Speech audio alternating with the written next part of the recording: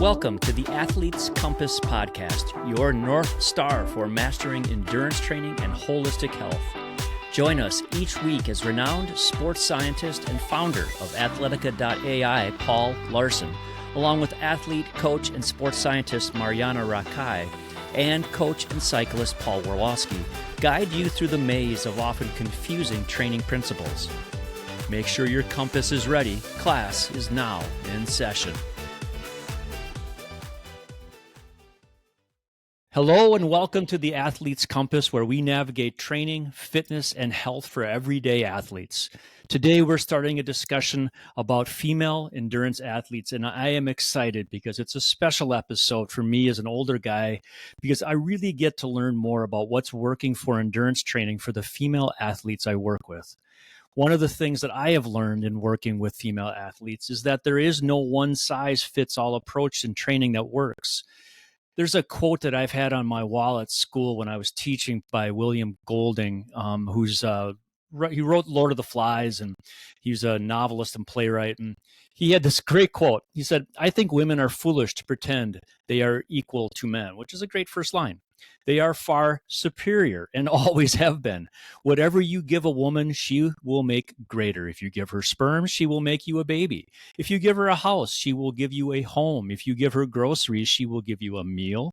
If you give her a smile, she will give you her heart. She multiplies and enlarges what is given to her. So if you give her any crap, be ready to receive a ton of shit. I love that. I just love that. But Marjaana, let's start with the basics. Why do female endurance athletes need to train differently than men, or is that the wrong question? Yes and no. And once I'm gonna go on a little tangent here and talk you guys through a few of my thoughts as a female athlete and a mom of three, only one girl though. But let me just begin to say that if you're a male and you live with a woman, or you have a daughter, you should be listening to this podcast. And as I speak to two male coaches, I am glad that I get to talk to you, because the better you understand female physiology, the better coach you will be to your female athletes, and maybe even your daughter. So we've established that women are amazing, right? I think you boys agree. 100%. Absolutely.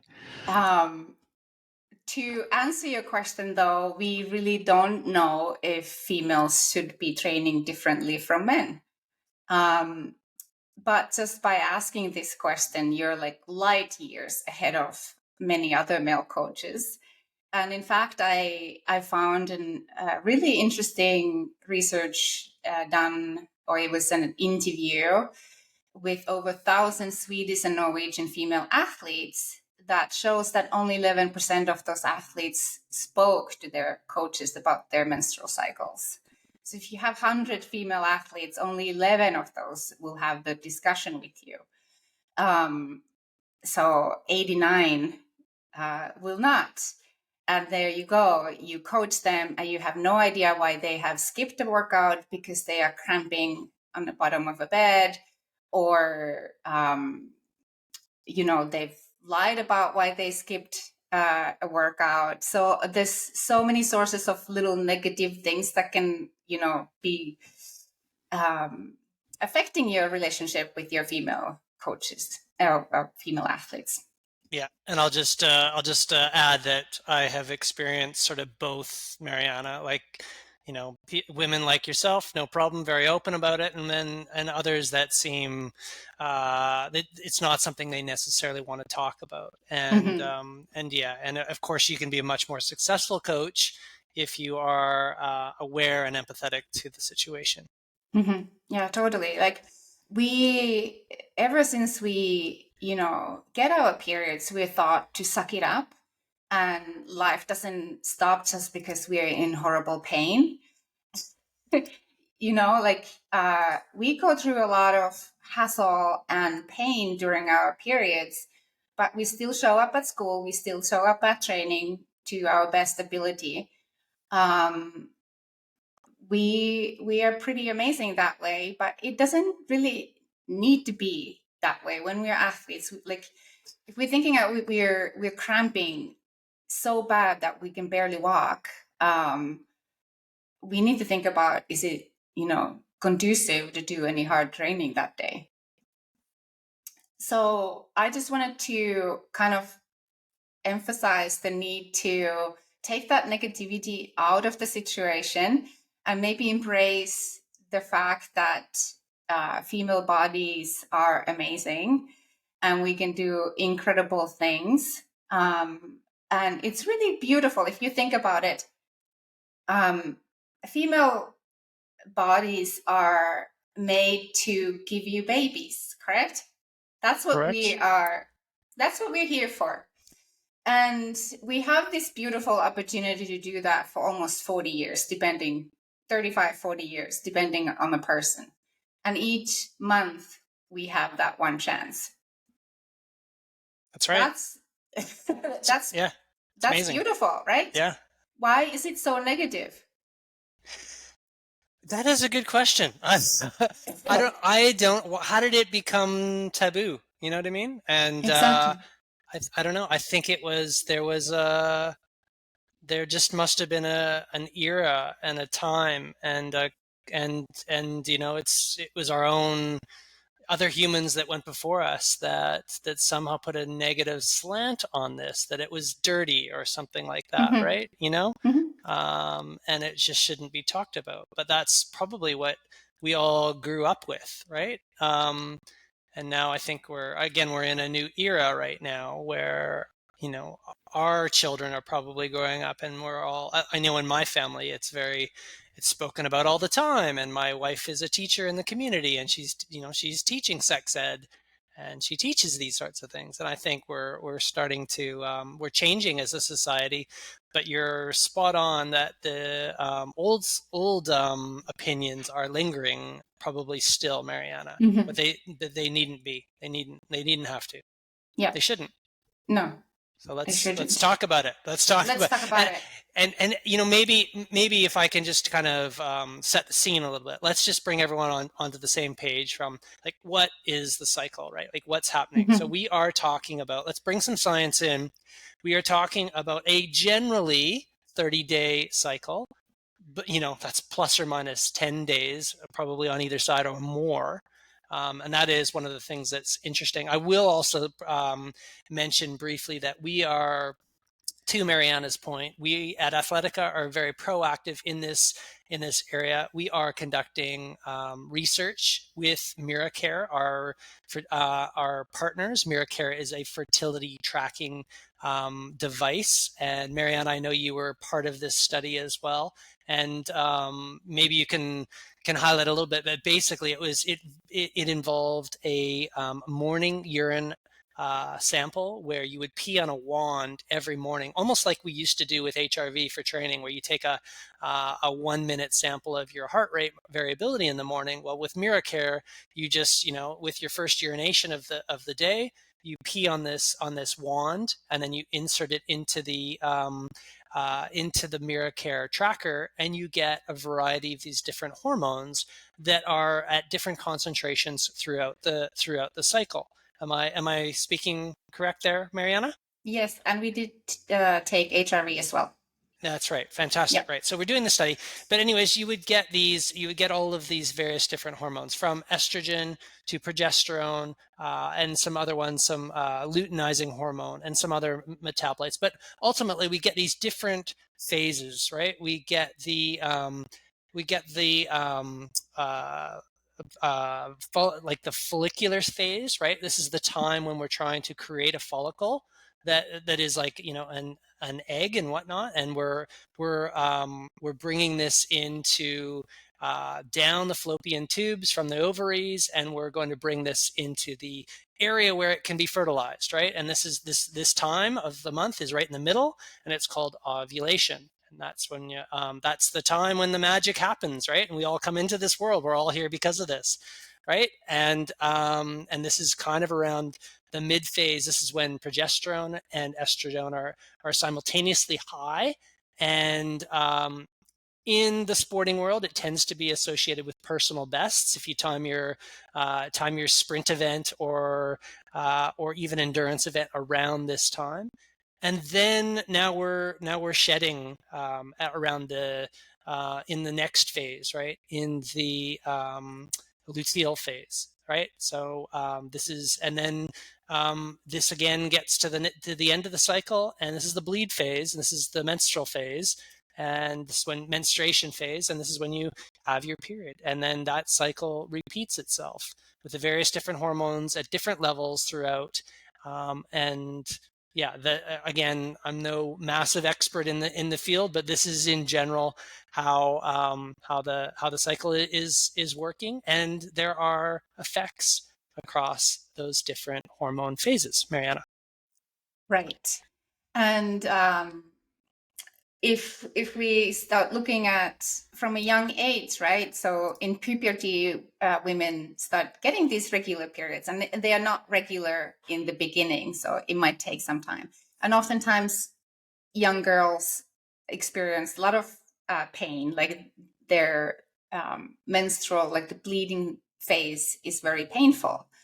A lot of time, the sport medicine doctors or doctors just prescribe a pill for the girls. Because it kind of takes some of the pain away, cramping. But it's important to like understand that, like a young girl, there are a lot of changes happening in their bodies. We really need to be supportive and understanding on those on that time. So it might take some time before the menstrual cycle gets actually regular. So it might go from one period, she might get the next one a few months later. So it's not always 30 days. Even like, say, 35-year-old might have irregular periods as well. So not like if you're looking at cycle to cycle, there might be some variation. So that's absolutely right. And this is one of the things that, in terms of preliminary findings, this is the part that's fascinating to us. Those that are into this area are aware of this, but kind of relates to what I was mentioning with the plus or minus 10 days around the cycle. Mm-hmm. It's so individual, and it's not only individual in terms of the timing of those cycles, in terms of 30 days versus 21 days versus 42 days, right? It's also individual in terms of the phases, right? Like the luteal phase versus the follicular phase versus ovulation. Like there's nuances in there. Like you don't even have to. It does not follow necessarily an exact pattern. And this is why the MiraCare fertility tracker holds great promise. Again, as these technologies become more and more non-invasive, invisible monitoring kind of like, and they will, because they always do. This is, it's going to get even more. We're going to be able to refine the optimization of this. We are looking in the study the reason we're doing this fishing experiment is because we want to optimize the training for females. We want to understand it first. This is the same thing that we did with HRV when we were pioneering with this back in the 2000s. It's the same process that we're going through now with the MiraCare fertility tracker. So yeah, that's I guess that's the main thing that I want to say. That individualness is so apparent. But then also the effects are so individual as well, right? Like I think something that's really important is that, and I know this is actually in speaking to Dan and some of the women that he coaches, is some women are just they're just they don't, it doesn't even affect them, right? And they're adamant that their period does not affect them. And then others, it affects them a lot. So you got to listen to both. You got to listen to the individual that's kind of in front of you, and help them achieve their best in accordance with what they're feeling. and they're expressing to you. And again, that kind of goes back to where we started this podcast with having those open and honest conversations, Paul. Totally. Do we want to talk a little bit about the symptoms that might be happening? Over to you, Marjaana. Throughout the circle. Do you know about that? Yeah, I have a little bit of experience. So some of the perceived symptoms can be headaches, sleep issues, really bad quality sleep, quality, you wake up at night, you're just sweating, or you just have like really light sleep. You might have tender muscles. I can always tell my back starts to hurt. Your HRV might dip. I don't know if this is scientifically proven, but I've read a few studies that have shown that it might dip before periods. A general feeling of fatigue, brain fog, and I think William Golding was referring to the mood swings.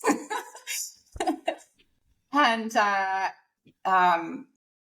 cramps, especially really bad, painful cramps. Yep. So sounds fun, right? Yeah. And I think like thinking about sleep issues, I think a lot of the other factors might be actually associated with sleep. Like the few podcasts that we did about sleep, it makes total sense to think that if you're not sleeping well, you're not feeling well. Yeah. And those fluctuating hormones can be causing like higher body temperature, so you have a hard time sleeping. Totally. What else have you heard? Well, I was hoping I could just again go back to the Endurance Exchange Conference, and you mentioned, Marjaana, that doesn't HRV follow the cycle, and indeed it does, right? It's in particular it follows the higher levels of progesterone. So in general, when we look to the higher progesterone levels in the luteal phase, then we see that HRV sort of falls in general on that. So HRV here in this example is this one here, where we're looking at the RMSSD. So in general, in the luteal phase, we're sort of seeing this fall every luteal phase, a little bit in general. And yeah, but again, you can kind of see all of the cycles that are sort of marked here in this experiment. So we're looking at like a typical cycle here up in this window, right? Where I was trying to kind of explain all the various different things that are happening in the fertility window of ovulation, and then the various different the follicular phase, and then the luteal phase, and then menses. So we can see menses in red continually through the cycle. But to Marjaana's point, we generally tend to see higher levels of progesterone associated with lower levels of HRV in general. So again, this is HRV is just kind of sort of picking this up, and this is in participant 5 in the study. So here's some pilot data from that really cool study. But again, we're really we're very proud to say that we're pioneering in this area. We don't know anything else that on the in the world that's kind of doing this right now. So we're quite proud of this collaboration. But I'm not sure if you want to add anything there, Marjaana. Yeah, I think when we go a little bit forward, thinking about typical women, and what happens is, we get our periods, and then we have our productive years, and we have a baby. So there's a whole bunch of things that happen during pregnancy and after pregnancy as well. Without going deep into those, it's just really important for coaches to understand and just try to navigate the hormonal fluctuations and being a new mom. And Yeah. all that entails. And then, and it can start as early as 35. We're going into a phase called perimenopause, where we start losing our female hormones, or they start to fluctuate. And then typically around 50, we go into menopause. And menopause marks 12-month period where you haven't had your period anymore. So there's different phases of a female, body. And during the perimenopause and menopause, symptoms can again include, irregular periods until we lose the periods in menopause, fatigue, brain fog, hot flashes, even pelvic floor dysfunctions, which is also often happens with new moms, which is important for you guys to know, is pelvic floor dysfunction. It can make running and jumping really difficult. Is it normal? No. And there's a lot of, like, if your female athlete can't jump because she's saying, oh, well, I can't really jump or run because, I'm leaking, you can direct her to a pelvic floor physiotherapist, and they'll be able to help them out. So if somebody's leaking while they're running or jumping, know that it's not normal and that it can be fixed. And what else? While you pause and think, Marjaana, what's kind of profound to me, and again in the context of maybe we spoke about male coaches coaching female athletes.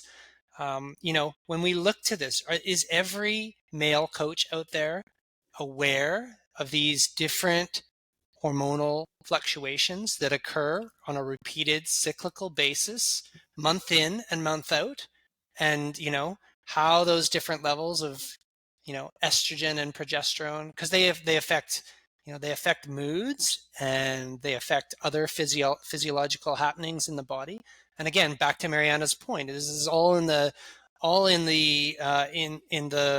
the purpose of keeping the human species alive, right? Like this is critical. This is always going on in your female athletes, right? So yeah, it's, to me, I'm just amazed about it. And I just looking at this cyclical kind of data with these different changes in the hormones, that just wakes me up a little bit as a male coach.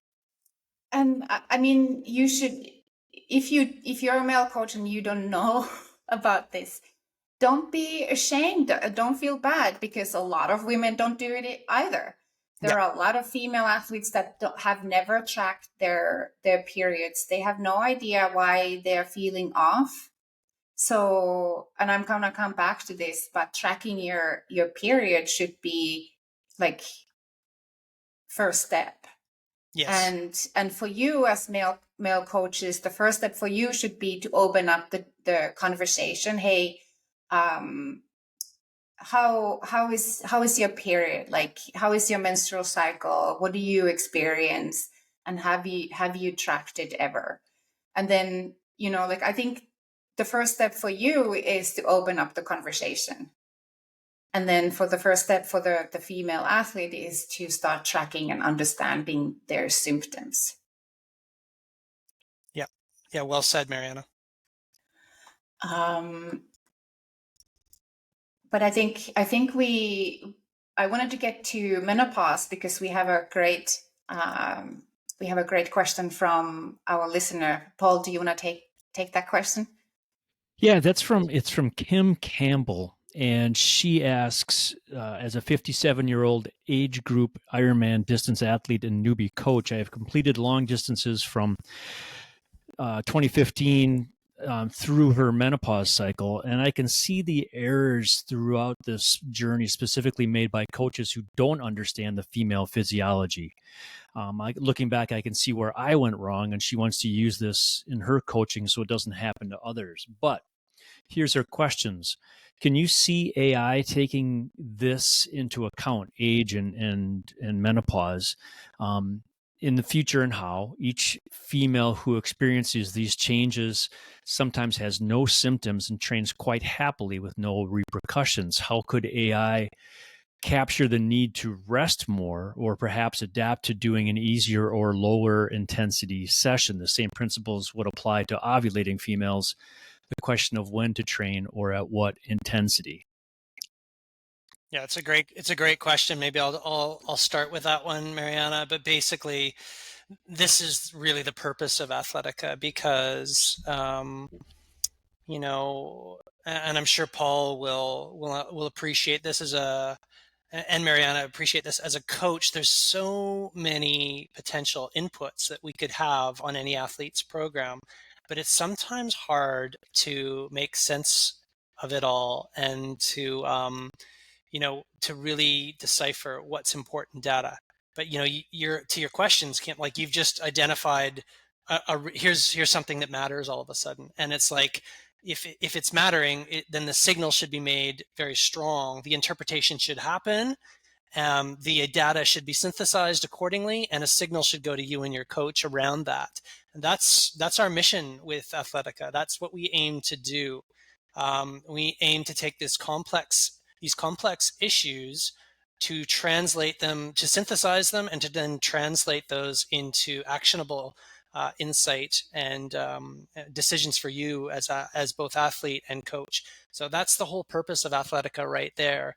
If it's in the context where it's the athlete that's this, it's not affecting them and their inputs, to their training log with, through analysis of their comments, either voice or textual, are no problem, then we're not going to flag it, right? But in the context that the alternate context, where the symptoms are great and the hormones are showing evidence that there could be something there, and the HRV is showing its alignment, then we make that recommendation accordingly to you and your coach. So it's just a brilliant question, and it's completely in line with our mission and purpose. Yeah, I love this question, and there's been a lot of talk about whether women should follow a certain type of periodization, for example, not training as hard in the luteal phase, but it's totally individual, right? And even from cycle to cycle, it might differ. So if you have an athlete, for example, that has horrible cramps, maybe that week is a good week for a recovery week, or 5 days, 4 days, whatever she needs to feel energetic again. She's sleeping better, because oftentimes you're not sleeping well when you're cramping, and sometimes it's only 1 day, sometimes it's 3 days. So that's why I love Athletica, because it's so flexible. You just change your training and it calculates your load again. But I would be really, I think, Paul, you were talking to Lauren Colenso-Semple a few episodes back, and she was saying, like, if you take 2 weeks off on luteal phase just because it's luteal phase, you're leaving a lot of training gains on the table, right? Yeah, well said, for sure. That doesn't make any sense, really. It makes no sense whatsoever. Nope. As much as hitting it hard first day of your period just because somebody says that, oh, you should be hitting it hard when your female hormones are at the lowest, and when your period starts, that's when your female hormones are your lowest. Just because somebody says that you should be hitting it hard, you go to the gym and lift heavy, or you do your VO2 max workouts, then what if you have an athlete that is cramping, not telling you anything, that she's not feeling well? You can totally see that, right? You can see it in their data, like, I know you can do better. Why didn't you push yourself harder? Like, that doesn't make any sense either, right? Totally. So that's why I'm like so adamant about tracking tracking your cycle, understand when you're not feeling well and when you're feeling really good, know when that happens so that you can push those hard workouts to the face or time when you're feeling great, and maybe just do gentle yoga on those days that you're fried. Yeah, I love it, Mariana. It aligns really with the whole philosophy that we spoke about in the last episode on HRV, right? Like it's one extra tool in the toolbox that you're equipped with as a woman to be tracking and to be tracking the cycle, and also to be developing your feel around that cycle as well, right? Like, when this happens, I am good or not so good, right? And then how do I curb the training accordingly? And if you're coached, then how do I communicate that issue with my coach as well to help your coach out? Because you as the athlete are probably going to be more insightful around these decisions than they are. So, Totally. that's where you kind of need to take charge of the controls, or at least work in tandem potentially with your coach around these. One thing, if I could, I think this happened in our last podcast too, is like there's another important aspect of the whole cycle that I want to bring on the table, and that is that a lot of the cycle starts in the brain, believe it or not. And this relates to Marjaana's talk about the menopauses and all these sorts of things, right? So it all starts actually with the HPA axis. Remember, and we've spoken about this in other podcasts too. And we're talking about the healthy athlete, right? The healthy athlete starts in the HPA axis. So HPA axis stands for hypothalamic pituitary adrenal axis, and it's like this regulation kind of center in your brain that is it's between the hormone system and your nervous system, right? And then there's these other regulatory hormones that talk to something called the HPA gonadal axis, right? It's another series of downstream gonadal hormones that are kicking off the whole cycle for us. And to Mariana's point about menopause, well, these this signal that basically menopause kind of happens when the estrogen in the ovaries starts becoming less effective or less of it, and the HPA gonadal axis has to fire. It's firing harder in some of these hormones. It's saying, "Come on, work harder," but it can't. And then there's all these various different fall-on effects from that as we go into ovulation. So, but this, circling back to healthy athlete philosophy, Phil Maffetone and Paul Laursen, is basically, if your menstrual cycle is shut off and you're of reproductive age, and this is very common in the female athlete that is subscribed to the no pain, no gain philosophy. This is often, so when I work with female athletes, they come to me. The big thing that we try to do is we try to get the menstrual cycle back going, because many athletes will come to me and they'll have basically the menstrual cycle is kind of absent. So that means back to the brain. That brain is still thinking to no pain, no gain. It's too stressed. And should a woman try to be fertile in a stress sort of situation? Probably not, right? So think about if we go back to ancestral health, you should be you're running for cover. Do you want to get pregnant at that time? Probably not. So we're turning off that HPA gonadal axis. So we got to turn that back on. We got to get healthy first, so that cycle kicks back in. And that's the typical story. That's a successful conversion for me, female athlete coming to me, and we go through a bunch of healthy athlete principles.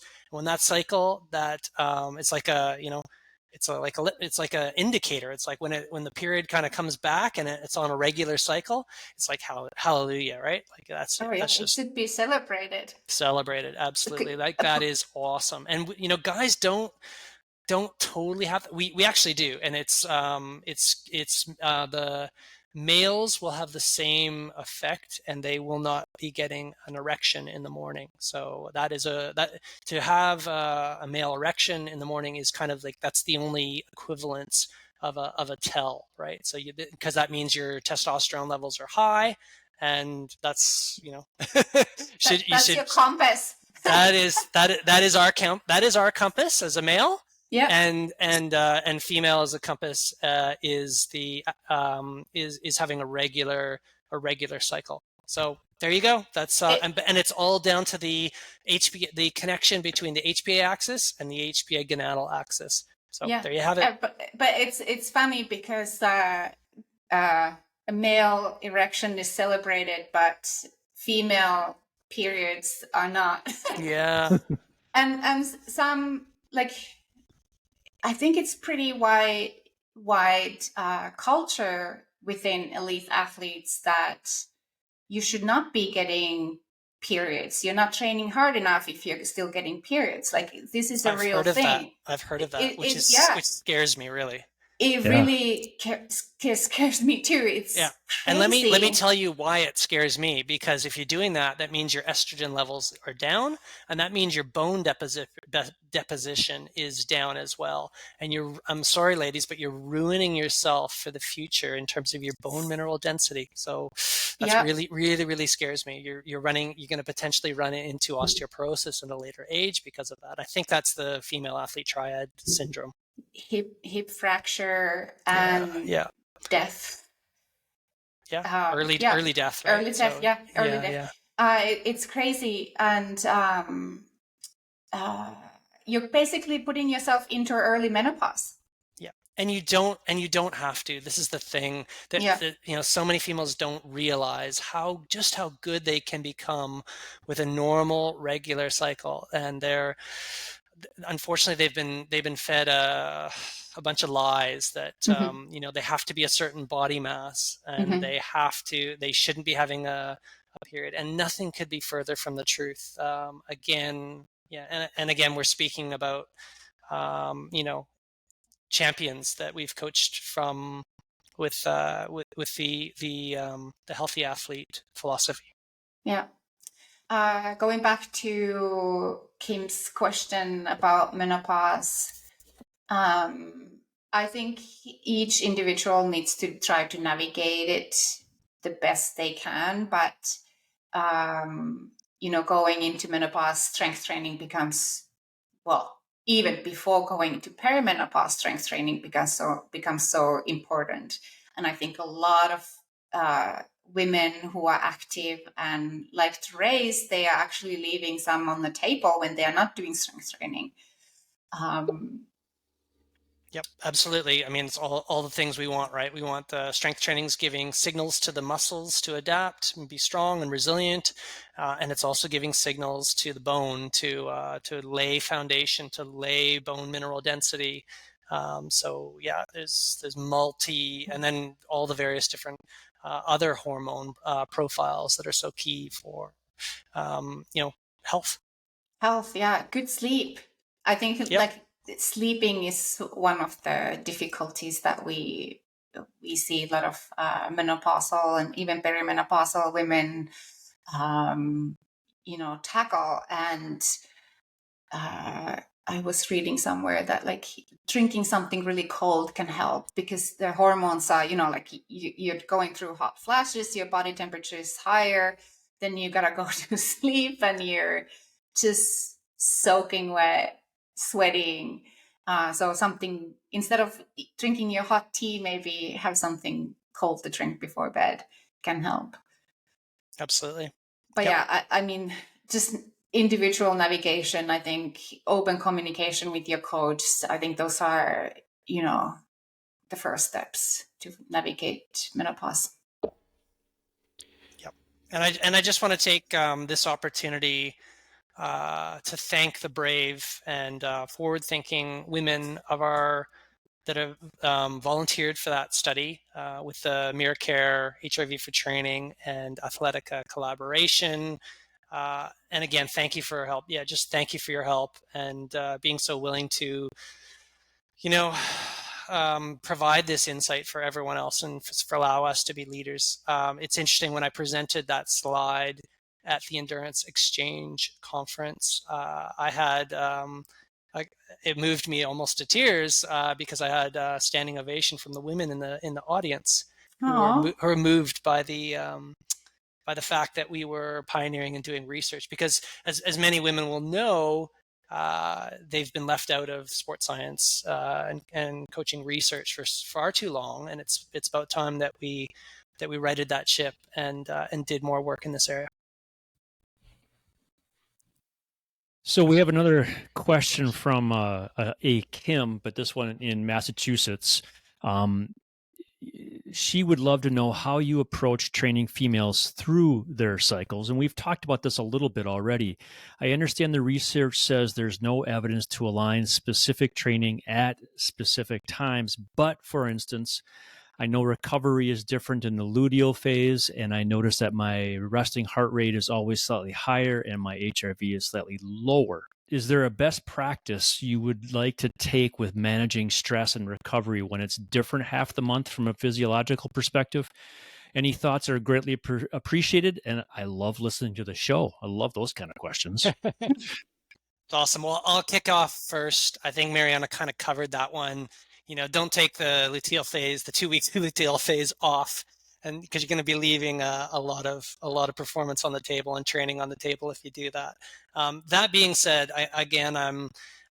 this has been looked at for a long time in some of the high performance centers. I was privileged to be around some of the leaders, Christian Cook, and others that were really looking at both the English Institute of Sport, High Performance Sport New Zealand, and these guys and gals are really looking at Olympics, and they're looking at targeted individuals. They're 1% or less really matters, right? They know the cycle does correspond with some potential personal bests in the strength area. So there's something about this surge of estrogen that does light up the brain. Remember, the brain is so key. It's kind of what we were just speaking about in terms of that ability to output force. So there is something there that could potentially say that in this 2 or 3 day window that might be a really good time for performance. But it's not easy to always time every single thing with this 3 to 4 day window. You're wasting your time, I think, with that. And cycle is going to be, and it's going to line up, I think, generally with the calendar according to fate a little bit. And if we're worried too much about it, probably unless you're in the Olympic program, I don't think you're kind of wasting time. We'll leave the Olympians and their teams to try to kind of split those hairs. But otherwise, I think it kind of comes back to the feel stuff that Marjaana and I were talking about. You want to expand on anything there, Marjaana? Yeah, I think I basically covered it when I went on my rant. I think you did. Go by feel, track your period or cycles with the symptoms. And I would actually recommend doing it on pen to paper or using a Google Sheet. There's lots of menstrual cycle tracking apps that also gives you advice. But remember, when you're using these apps, that you might get biased by their bias. If somebody says that this is what happens on one study, doesn't mean that it happens to you, because you need to remember you're an individual and studies are always group averages. So track your cycle, all the symptoms for 3 to 4 months, so that you kind of start to develop patterns. Do I get headaches every time, 2 days before a menstrual cycle begins, like the bleeding phase begins? Do I have bad cramps every time, day 1, day 2? If I go and do a heat session, how does that make me feel? What if I just do 3-4 days, go mountain biking, go do yoga with your girlfriends, do something soulful, like when you're in pain, don't push yourself with the, your regular 4x4 hard VO2 max intervals or whatever you're doing. That would be my recommendation. Track your periods, know yourself, and then communicate with your coach if you have a coach. Yeah, and please keep the female endurance athlete specific questions and all the questions coming. We're going to come back to this topic. This has been absolutely. If you could see my show notes, they have scribbles everywhere because I'm writing the whole time. But here are 3 things that I have really learned this week and really, kind of gotten out of this conversation. One is that, it's important to track your menstrual cycle, know your symptoms, and communicate those with your coach, especially male coaches who might not be aware and might be uncomfortable. Who knows what it is, but the communication is key. Number 2, every woman has a different cycle with different symptoms. I didn't know that the cycles themselves can be different.